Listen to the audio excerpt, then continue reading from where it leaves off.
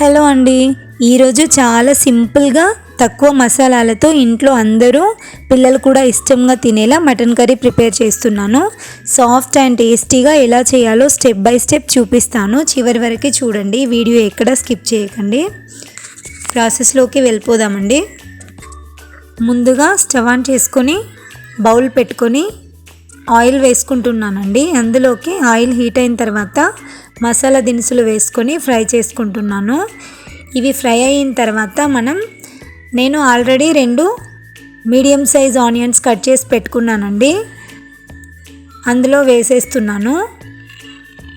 ఇవి మంచిగా ఫ్రై అయ్యే వరకు కలుపుకోవాలండి. నేను already mutton curry oil and పసుపు కలిపేసి పక్కన పెట్టేసుకున్నానండి, వీడియో తీయలేదు. ఇవి ఫ్రై అయిన తర్వాత ఇందులోకి 2 పచ్చిమిర్చి వేసుకుంటున్నానండి. కొద్దిగా పసుపు కూడా వేసుకుంటున్నానండి. ఆల్రెడీ నేను మటన్లో కలిపాను కాబట్టి కొద్దిగానే వేసుకుంటున్నాను. ఇప్పుడు ఇవి ఫ్రై అయిన తర్వాత మటన్ వేసుకొని మంచిగా కలుపుకోవాలండి. కొద్దిగా ఫ్రై అయిన తర్వాత అందులోకి 2 స్పూన్స్ కారం వేస్తున్నానండి.